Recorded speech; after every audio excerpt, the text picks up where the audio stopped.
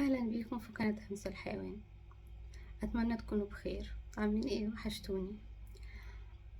أنا عارفة إن في ناس كتير بتخاف من الحيوانات، وده حقهم. الخوف مش غلط، بس الأذى إنك تعذب أو تأذي حيوان ضعيف ده ملهوش مبرر.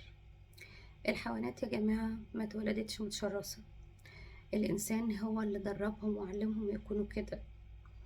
في ناس بتجيب الكلاب وبتدربها وبتعلمها العنف وبتخليها شرسة. ف... أو تجيب كلب وتربيه في البيت وترميه في الشارع بعد ما يكون في البيت مدلل. طيب يا جماعة، الحيوان ده ذنبه ولا ذنبه ان هو حب صاحبه واتعود عليه، ولا ذنبه ان هو ملهوش صوت يشتكي بيه؟